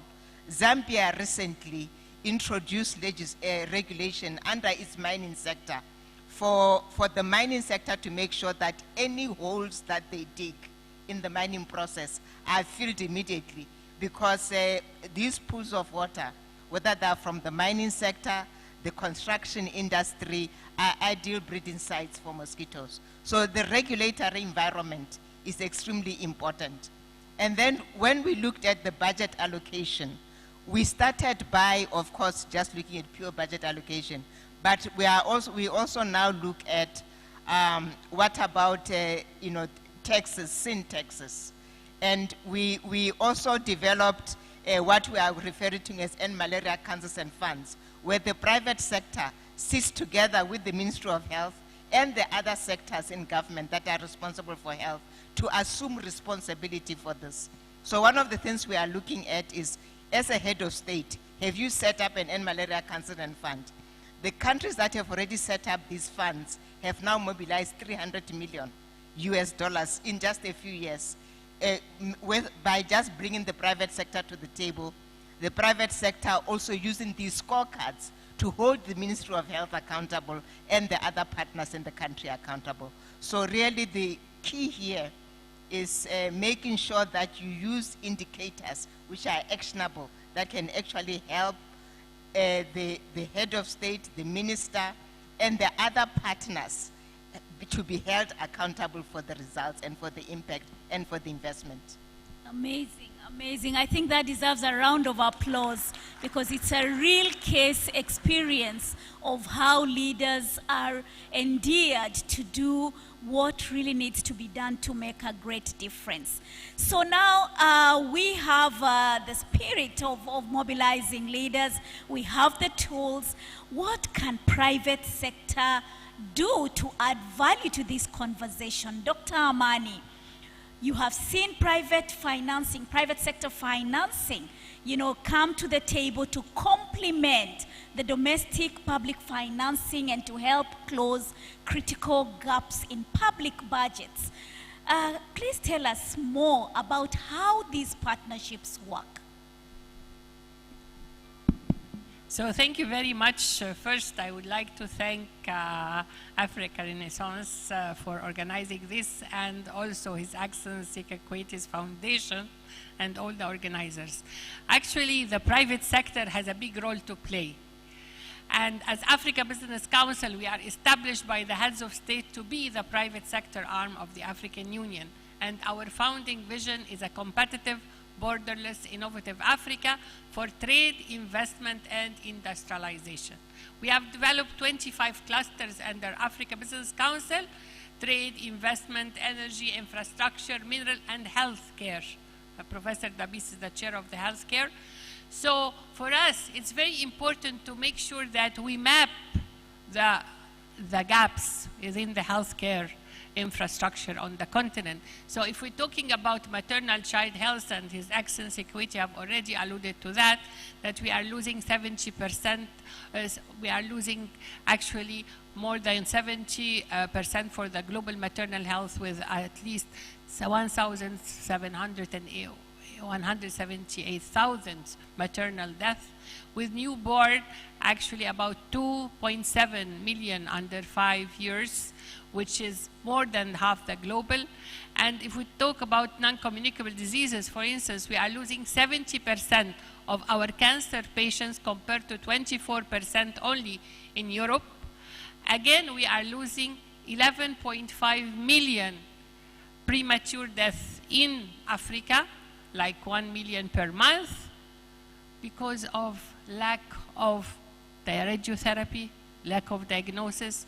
With reference to maternal health, we are actually lacking of operation theater that can be invested in to have cesarean. We are lacking diagnostic that can save a woman from postpartum hemorrhage. We lack maternal health units and ambulance for the newborn. We lack newborn units which can be equipped actually with incubators, with oxygen productivity. So all this is very important. Again, for instance, for non-communicable disease, for cancer, with a mapping exercise that we have done at Africa Business Council, we discovered that according to Atomic Energy Authority, we need 2 machines of radiotherapy per million. So in Africa, we 1.3 billion people. We need at least 450 machines in all Africa. We need 2,400 machines. In Africa, we have 450 only. 120 in Egypt, 200 in North Africa, 60 or 80 in the Southern Africa. All other countries, only 100 machines, and 22 countries with 0. So one person get cancer, he die, unfortunately. No radiotherapy, no radio diagnosis. In some countries, they send them to India. For instance, Zambia, they send $350 million per year to India for patients to die there. In Nigeria, we just came from Nigeria yesterday, $2 billion go out of Nigeria every year, but we are not saving lives. When also cardiac catheters is lacking, so when somebody gets cardiac attack who needs intervention, they don't have cardiac catheter, they die or they permanently disabled. So this is how we have made this mapping exercise thanks to the effort of Professor Dabisa under the Africa Healthcare Cluster. And we have not only NATO, but we are talking. We have developed a mega project on the continent called Ultra Health Africa Healthcare Project to establish 1,000 radio diagnosis, 200 radiotherapy, laboratory. This is in 37 countries of the continent. This project is for 5 to 10 years with almost $4 billion. This will come from private sector. Actually, we had 2 days ago in Abuja, because we have inaugurated there the Abuja City Walk, to establish a center there, a medical health facility, and with the investment from all over the private sector on the continent, but also from outside the continent, but it needs to have bankable projects. We already did the feasibility study, and for us it's very important when we get the private sector to invest, we need the government to give, I call them the 3 Ds. The first D actually is to see how to make dialogue with the private sector, with the ministers of health, with the ministers of finance, ministers of trade and industry, to structure this dialogue. The second actually D is about demand to be predicted by the government. If I am an investor and coming to invest in Africa, I need really to see what is the predicted demand from the government. I cannot invest a long-term investment for 10 to 15 years and then I find that the government coming to not procuring from a local African private sector. They go and import the same product. So we need to see how we have a real procurement, and one of the actually things that we have lobbied for, it was adopted by ministers of finance and planning, is to have at least 40% of all government procurement goes to African private sector, including SMEs, women and youth. We have to empower our African private sector. We cannot just talk and stand still and don't empower our private sector. The third D is de-risking. If I am coming to invest on the continent, I need really de-risking. Again, it is very important to see that at Africa Business Council, we have what we call the triad of empowerment, the 3 pillars: private sector strengthening, including SMEs, women and youth, and private sector and professional healthcare strengthening. The second pillar is policy advocacy. We advocate with the government to give an enabling environment for tax incentives. Again, we have recommended to establish the healthcare facility and the healthcare technology, because we need to have our own technology. As a third pillar is about productivity increasing. We need to increase our productivity to see how the private sector actually can invest and make sure that we prioritize our own African private sector. I see you are driving this. So for us as private sector, we are ready to support, we are ready to interfere. We have projects on the ground, but we need the governments to see how they empower its own private sector. Thank you very much. Thank you so much, Dr. Amani. A warm clap to Dr. Amani. Dialogue, demand, and de-risking. Thank you very much. We pay attention to this as we seek the partnerships to be strengthened.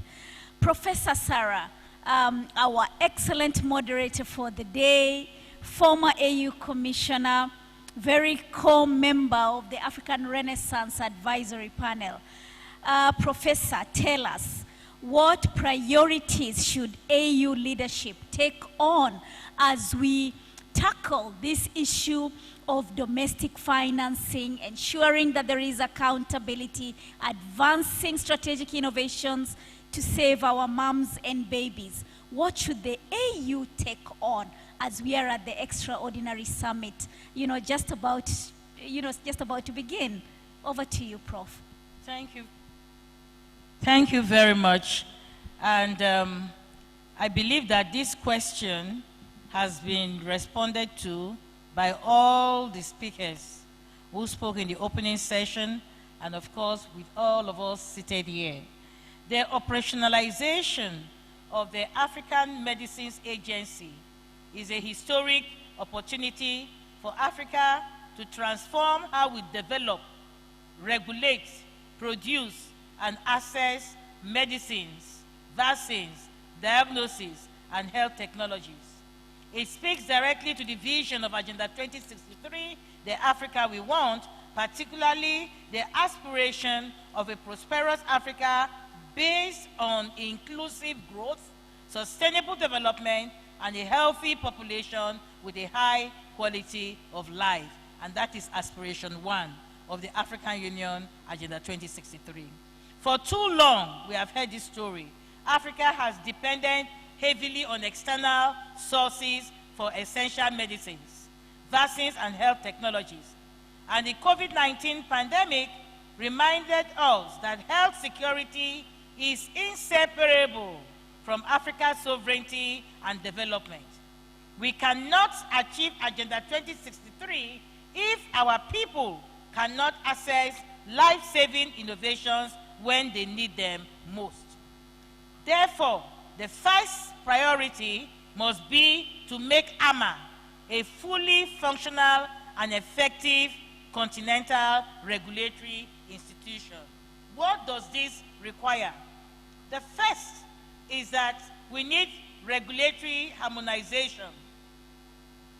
This is very important because Africa has many regulatory authorities, and this does not give us like somebody said here, one of the speakers said, we work in silos. We are not supposed to work in silos. We are supposed to work together. When we say Mbutu, I am because you are, that collective responsibility is one aspect that we must be able to work together, where we learn best practices from one another. Like for the example that Ghana gave us, when the Honorable Professor Dr. Grace Anyesu Donkwa, you see, I know your name now, I can speak offhand, when she spoke. So harmonizing regulations, regulatory authorities is very important for us. The second point is that we need to have joint scientific reviews and shared expertise. When we speak about science, technology, and innovation, like she rightly said, we have so many. We don't lack strategies. What we lack is implementation. What we lack is walking the talk. What we lack is moving our research from the shelves to the industry, and from the industry to the people. That is why our universities must have technology transfer offices. There is just no way we can talk about Africa without working together. We need to work together. The university must work with the government to the industries, and then the industries to the people. So we need joint scientific reviews and shared expertise. Instead of 55 member states reviewing the same products separately, we should build a system where African scientists and regulators work together, share evidence, and make decisions based on the highest scientific standards. The third is to reduce duplication and unnecessary delays. When we talk about fragmented regulatory environment, that increases cost and delays access. So a stronger continental regulatory system will encourage innovation, improve affordability, and create a more attractive environment for pharmaceutical and biotechnology investment. And then we link regulation with local manufacturing and innovation. African solutions for African solutions. And African solutions to African challenges. Now, for AMA to succeed, member states must demonstrate political commitment. Through what? Ratification. I was listening today when we were in the holding room, and I learned that even the Abuja declaration, up to this moment, only few countries have ratified. So what are we doing? When we say Africa must arise, we must arise from all these things that we do that stifle development.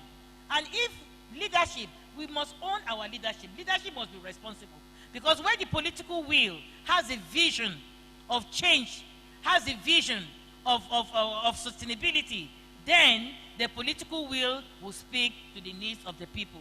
So the ultimate measure of success is not the establishment of an institution itself, but whether a mother can access safe medicines, whether a child can receive vaccines, and whether communities can benefit from innovations when they need them.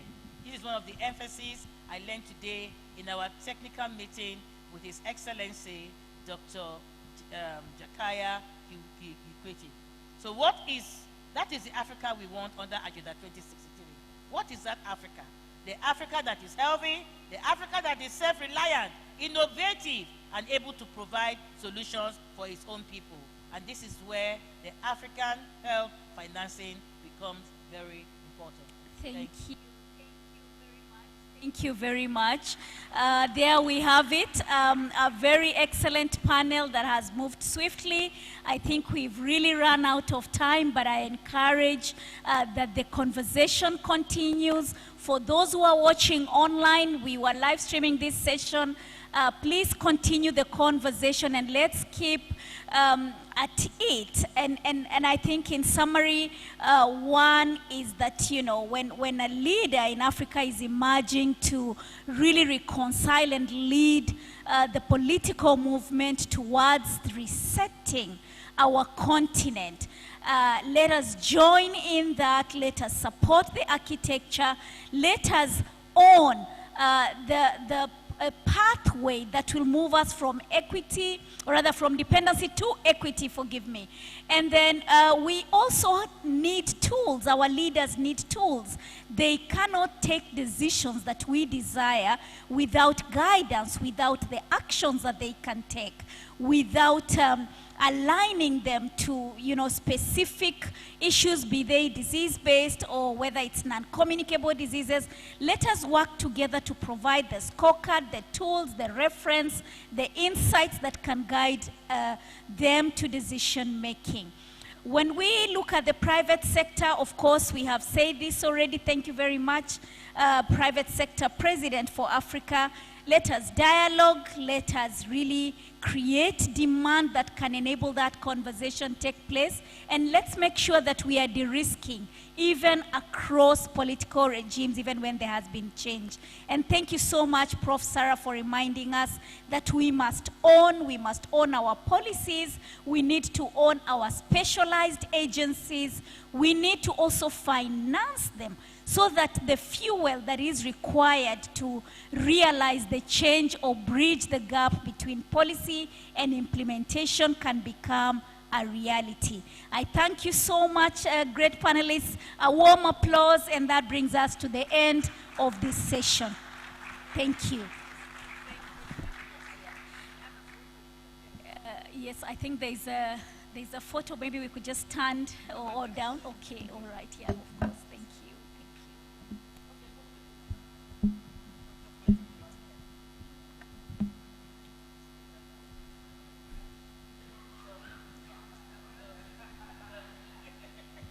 Thank you so much, ladies, for receiving the memo. I think I missed it.